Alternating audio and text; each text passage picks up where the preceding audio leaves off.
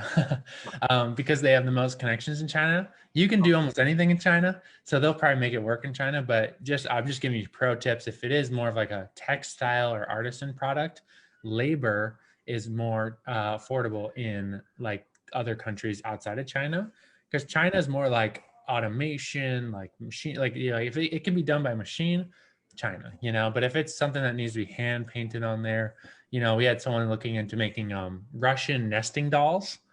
Like those are made in Russia, they're made the best in Russia. So like you can make them in China too, but like, in Russia, they knock those out of the park. Right. So, and India too. I actually make a lot of those in India. So I would actually recommend you guys, when you're going around the store, look at where stuff is made. Almost everything is required now to have a sticker on it or something that says like made in X. So just kind of notice it. You go to like Home Goods, TJ Maxx, you're looking at all that home good kind of wood signs. Those are all made in India, If you go to electronics section, made in China, right? Like Taiwan's a big one. So start noticing where things are made and you'll just get used to this. And you can just use Google too, like where is X made, plastics, molding, silicone, China, a lot of wood products. We made our wood product in China as well, but wood can also be made all over.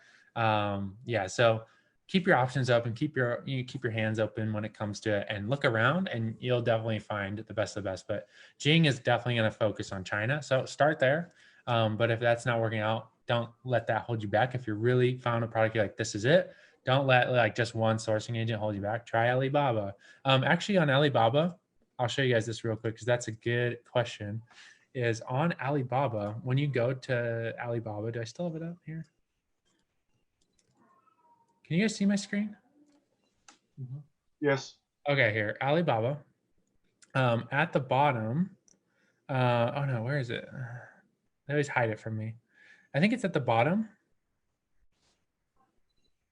I'm trying to remember where it is. There's a way to switch the site.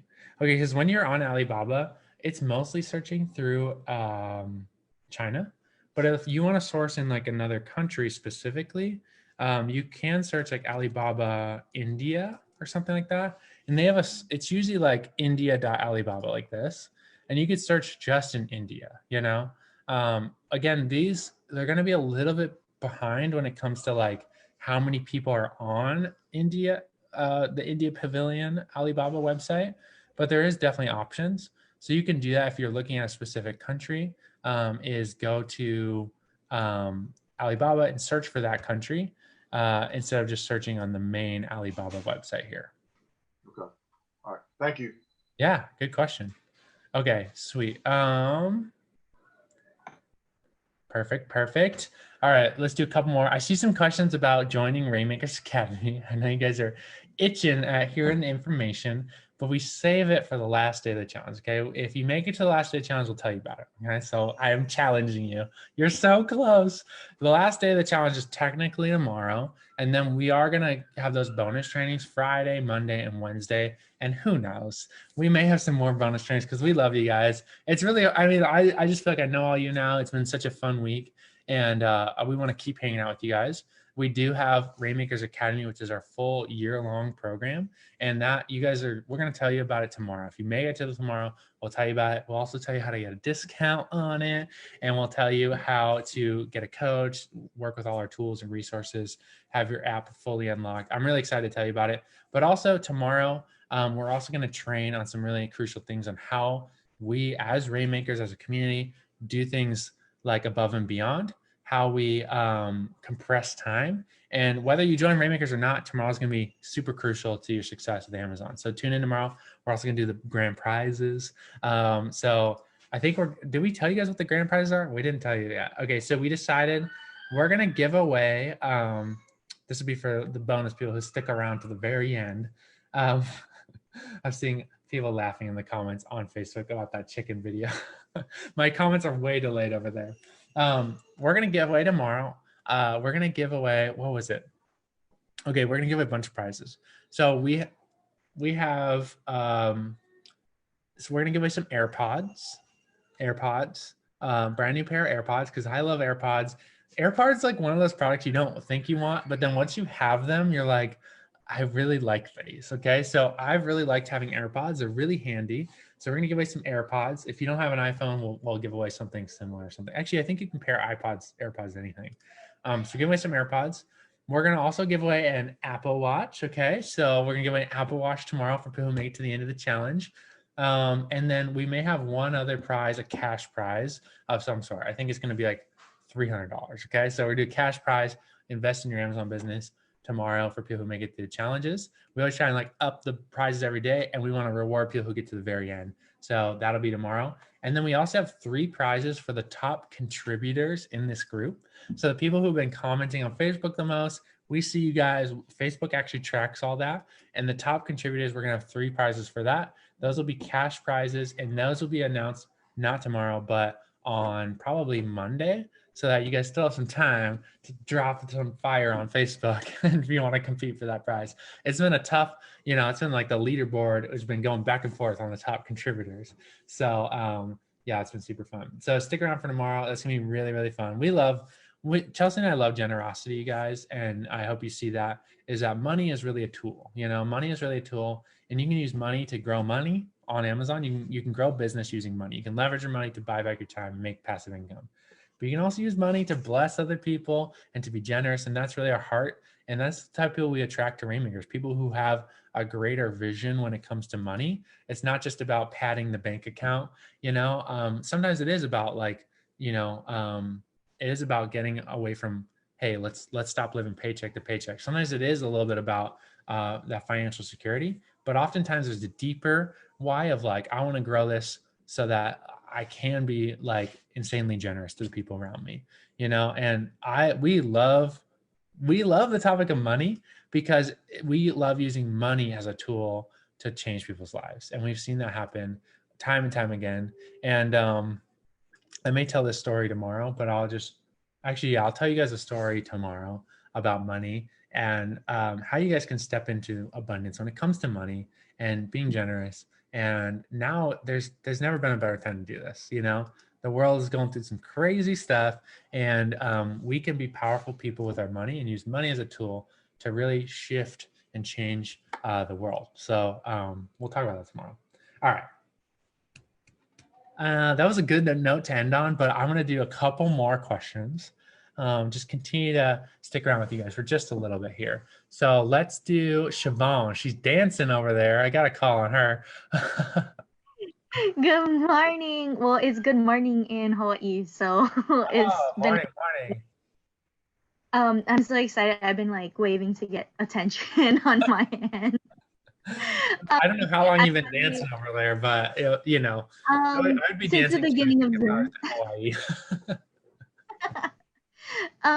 So I'm finally excited I got to be able to get on top of the Zoom call to be in a live one because I just been catching up on all the replays. I have a few questions, and one is for sourcing, and then the other is for like product research. Okay. So when do you need to have multiple brand names if you want to launch more than one product? You don't have to. It's totally personal preference. How I kind of compare it is like on Amazon, when you sign up, they're going to ask you for your like storefront name or your business name. That's kind of like your I'll show it again because it's really helpful for people to see the visuals of it. On Amazon, when you search for like a product, let me click on this cool little Razor motorcycle. This is awesome. When you click on a product, actually, this is not a good example. Let me do a different one. Let's go back to our cat brush example. I'm searching in sports and outdoors, but this will still work, okay? Okay, so right here is what we call brand name. So it's Pet Shelf Cleaning Sticker Brush by Hatelli, right? That's their brand name, but their storefront name is actually down here. You guys see that? Be Shine Store.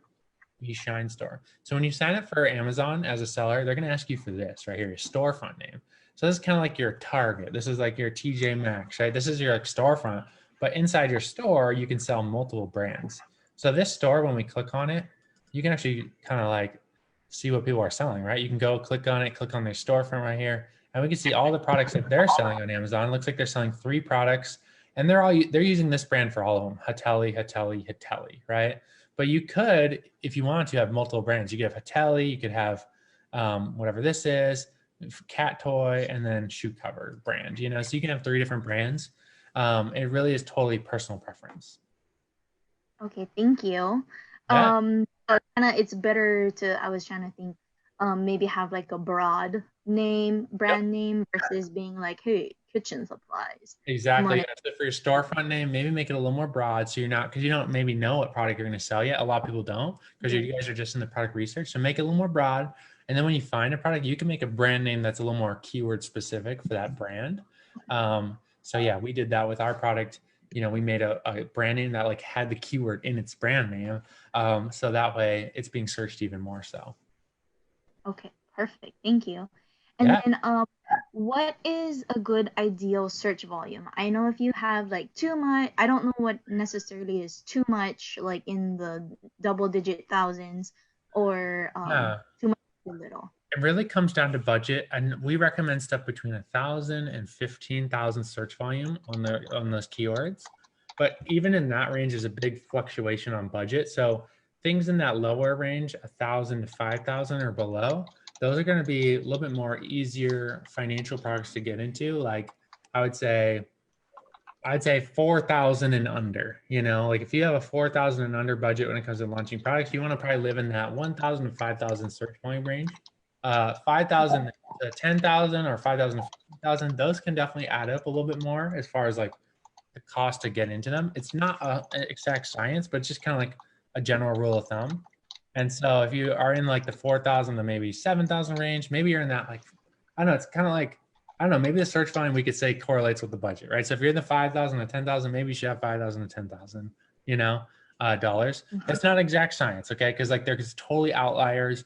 We've seen people source products for like less than $1,000 that have high search volume. But it kind of comes down to launching.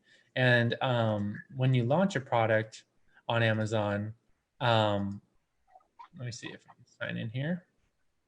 I feel like I'm in like a incognito window or something because I'm like logged out of everything. Hold on. Let me see if I can find my other Chrome window. Where'd you go, Chrome?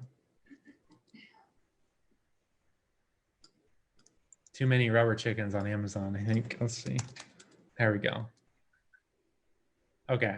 Let me share my screen. Oh. Okay, you see this here?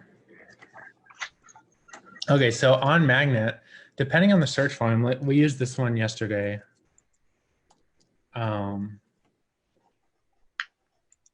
Let's just load this from history. It really comes down to this giveaway number here, which is right here. You also find it next to each keyword down here, the little giveaway number. So rattan earrings is a little bit more niche keyword. It has 3,000 searches a month. And so to get ranked on that product, you only need to do 80 giveaways total over an 8-day period. So that's only 10 giveaways a day. Now you don't have to do giveaways, but this is a good number just to budget for. So whether you're doing giveaways or you're spending money on Amazon ads, you kind of know it's going to be about that much.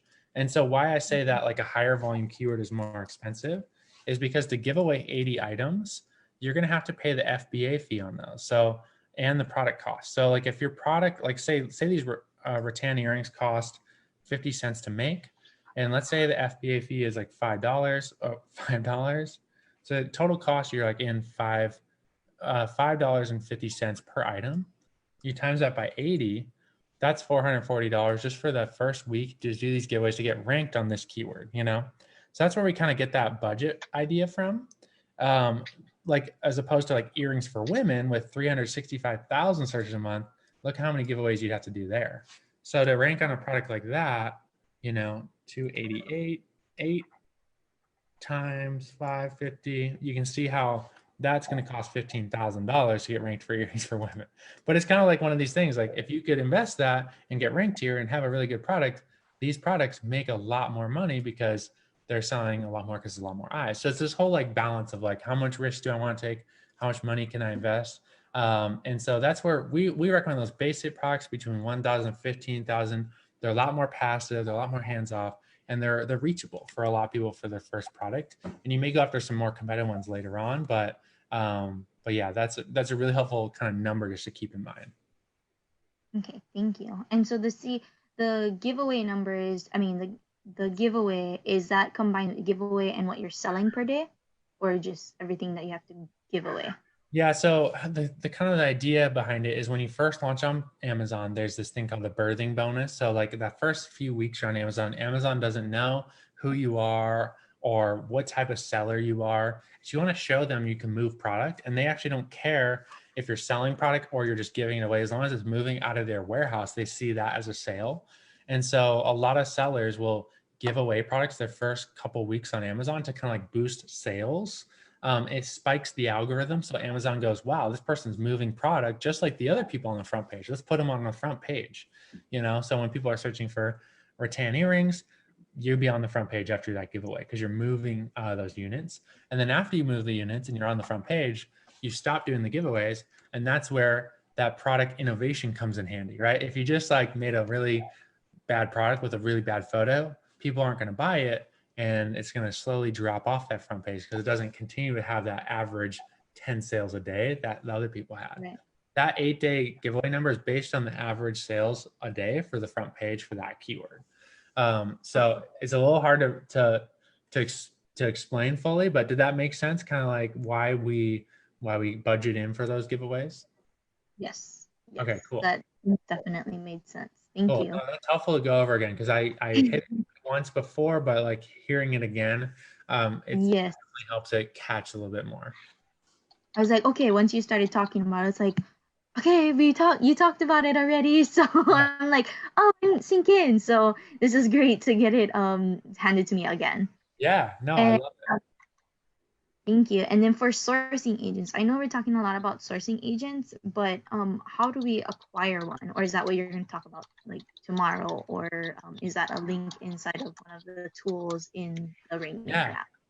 The sourcing agent that we're going to recommend for you guys is Gene Sourcing. And so yeah, go to, you can do this today as part of the Click Wins. Go to app.rainmakers.academy. If you haven't created an account, sign up. And then you guys will see, this is kind of my admin login, but go to the resources tab right here. You guys will just have these two tabs and go to sourcing. And then this one right here, Jing Sourcing. You'll see when you click on it, the link says Rainmakers on there. That's how you know you're in the right place. And just fill this form out. If you don't have any specific products you're looking at right now, just let them know. I'm just getting started with Amazon and I'm looking to partner with a sourcing agent, and they'll connect you with one of their team members, and you'll just have after that, you'll be in email communication with them. So check your email. They'll email you back pretty quick. And anytime you have ideas, you can throw them at them and they can go out and do that work of sourcing for you. Okay. So that's exactly what you're talking about today. Yep. Hello. It's just repetitious. No, it's good. So, we always it's just like little notes.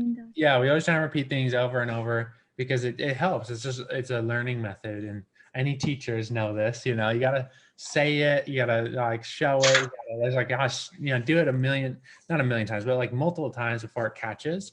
And that's what we honestly do in the Rainmaker program. For like the first month that people are in there, like when we do the full year, we're just hitting product research over and over and over. And actually, I'll talk about this tomorrow, but with the February group, I did a bonus for them where I would look at their product ideas and I would do a video for them.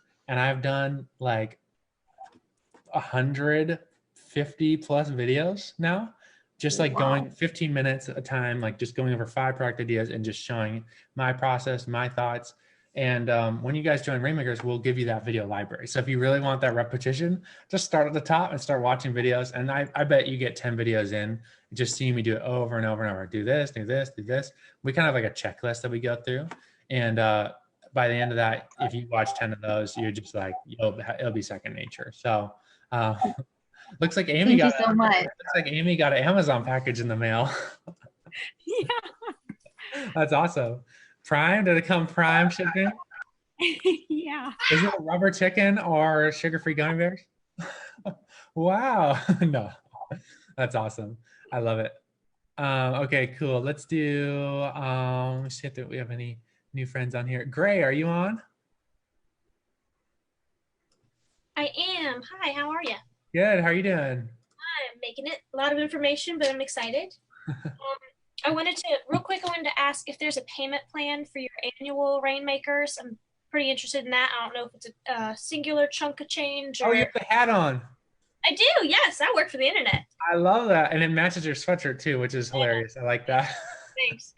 It's a great seasonal sweatshirt right now. Just keep your distance.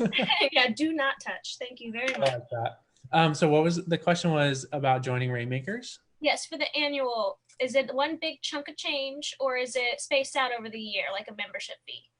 Yeah, we kind of have both options. We'll talk about it a little more tomorrow as far as price point, everything that's included. You know, and I always recommend if you can do the one-time payment, do it. You know, I'm always like, how can I, right? Yeah. And we definitely see like it's really interesting. We see a different level of commitment when people go all in. You know, there's like even with Helium 10, like if you do the monthly thing, there's a level of commitment. But if you go, I'm going to commit to the year, there's just another level of commitment to it.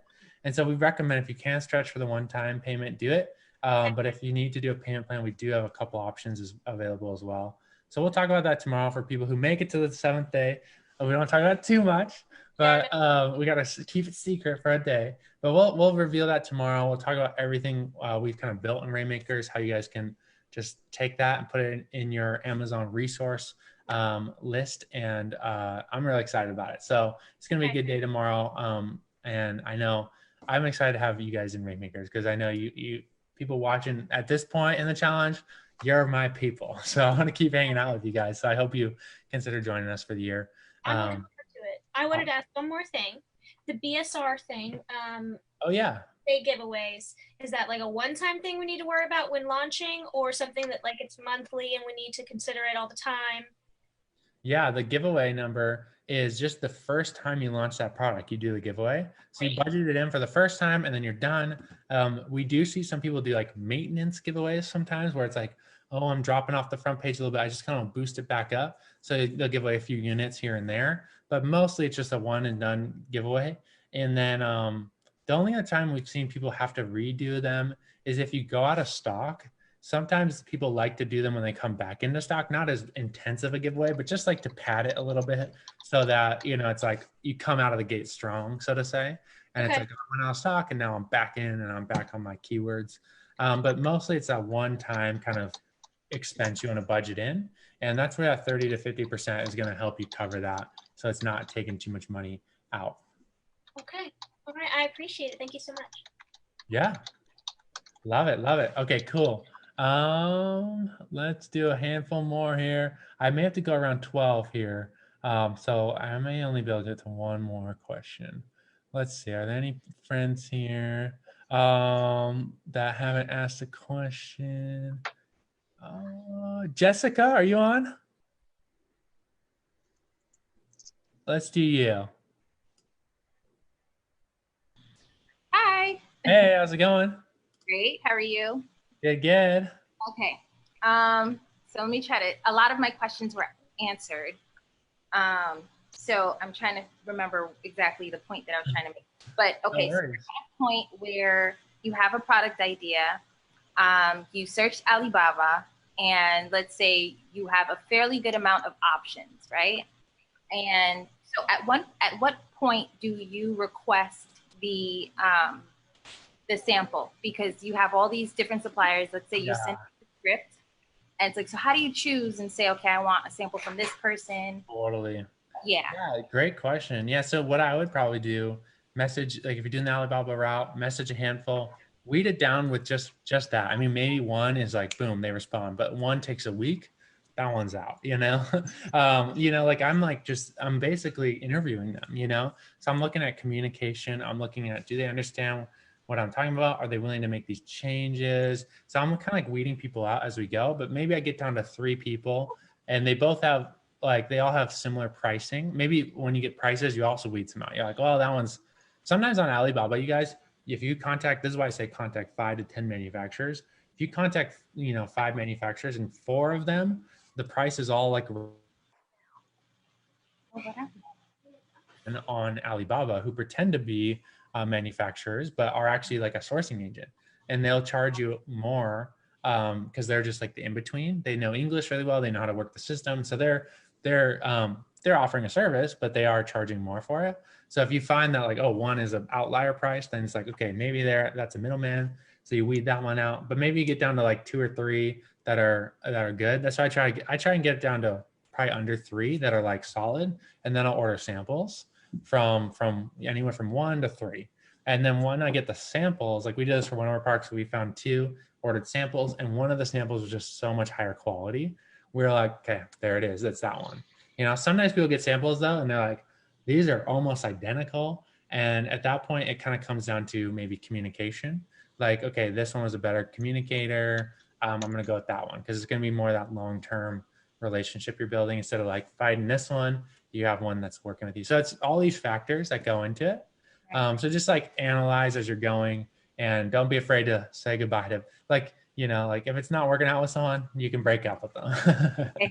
And if you do decide to go the sourcing agent route, they take care of all of that basically. Yeah, sourcing agent does that for you. And if they come back with a price or something like that, you still can negotiate a little bit there and say, hey, I'm running my numbers. I really need to get this down about 25 cents. Do you have any ideas on how we could do that?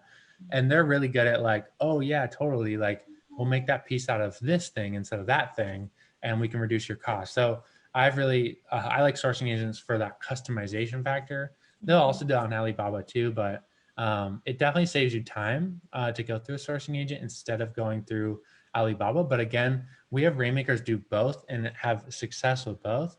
I like learning Alibaba too because it's just a good resource to have. And I would honestly compare. I would throw it out to your sourcing agent and then throw it out to 3 or 4 manufacturers in Alibaba and then compare those two, you know? Okay, great. Well, quick follow-up. If you have different options, like as far as designs, would you suggest when starting out to go that route of having different options as far as products? Like different variations of design? Yeah, variations, yeah. Yeah. I wouldn't get too crazy with it because like if you have like say you want to sell, you know, baby clothes, like if you have like all 5 sizes and 5 designs, that's like a lot of units. There may be minimum order quantities for each design, you know. So they might be like, you have to order 500 of every design, and that can really add up. So I would narrow it down to like maybe 2 or 3 designs, or just start with one, you know. Start with one, prove the idea. That's what I usually do. Prove the idea with one, and then launch a variation later. That's what we do with our shirt stays. We started with a stirrup style that goes all the way down your leg and hooks around your foot. But then we switched to a garter style, launched a garter style as a variation on the same listing like a year later. So you can always do that, like build slowly. But yeah, we've had people do this with like gender products where there's like, here's a girl version, here's a boy version. And they might find like we had someone selling muslin swaddle blankets and they had a girl one and a boy one. They found like the girl one sold way more than the boy one. So the next time they ordered, they didn't order 500 of the boy one, they ordered less and then they ordered more of the girl one. So sometimes variations are nice because you can kind of split test things and see what's working, but you don't want to do too many variations where you just end up with, okay, there's that random one that's not selling, you know? Just curious with the JoJo, is it Amy? Nicole, yeah. Nicole. Did she start off with did she start off with 3 colors or? She just had the one JoJo, one cover, and then she manufactures that overseas. But then she found some local artisans who make her extra covers, and she sells those on her own website. So if people want like a different color cover for their JoJo, she has some like seasonal patterns she'll come out with on Amazon. So it kind of gives that like recurring thing to it where people are like, oh, there's like the new fall line is out and they can buy like cool patterns. And those are made locally in the States. So I think so. At least last time I checked, they were. So she sourced just the initial product, proved the concept, got it working, got it making money, and then kind of built on that other products. Thank you. Awesome. Good stuff today, you guys. It's so fun hanging out, talking about sourcing. Use this skill. Use this skill for the rest of your life. I love this about the challenge because like people can take a lot from you, but they can't take what you just learned, okay? So whatever happens to you in life, this is a valuable skill that you can leverage to serve other people. And money follows value, remember? And the more people you can serve with what you're doing, the more income you can make, right? So if you find business owners, you hear someone posting on Facebook, like this happened when, in California, they banned plastic straws, right? So I saw a bunch of restaurants in Chico asking about where can we, like, what do you guys like? Do you like paper straws? Do you like metal straws?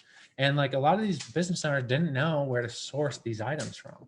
So imagine if I went out and I contacted all the business owners, I said, hey, I'm a sourcing guy. I can get stuff made. What do you want? You know, and I just help them source the products. I charge a small percentage. I make a little bit of money. I help them solve a problem. This is valuable information, you guys. This is valuable information. If you're watching in another country, think about what in my country is hard to get that I can import in. You can make an entire business just on importing products in. Right now, my brother-in-law is importing in like products that help people clean things, because that's definitely a hot niche right now, into Panama, which is hard to get. Panama is kind of like locked down. There's not a lot of in and out right now, but they're able to get products in using this method, and they're selling them to business owners who need to keep running, but they need to have these sanitation products to stay running, right? So they've made a bunch of money just offering a service, solving a problem in a country where it's hard to get this stuff, and people don't know how to get stuff made in China and shipped to them for a low cost. So leverage this information. Try buying something from AliExpress just for fun. It's always fun to buy stuff from AliExpress because it shows up like a month later. So it takes some time, but it's like, oh yeah, I forgot I ordered this thing. And it's fun. So yeah, take action today. I'm trying to remember the quick wins. Quick wins were sign up for Alibaba, sign up for Jing Sourcing. So go to the Rainmaker app, click those links, sign up, and then go live in this group and let us know just like, what were some quick wins that you had this week? You know, like we didn't check in, we haven't checked in with a live video. So have you had an aha of product research? Have you been taking action on this? Have you been doing this thing? Have you played around with the software? Just give us an update, and then we're going to come in strong tomorrow with those grand prizes. We're going to talk about compressing your time even more. So we'll talk about our full Rainmaker Academy program if you're interested in hearing about that. And we're going to send you guys off with a powerful send off tomorrow, and then some bonus trainings Friday, Monday, and Wednesday. So stay tuned. It's going to be so good. I love hanging out with you all, and we'll talk soon. All right. Bye.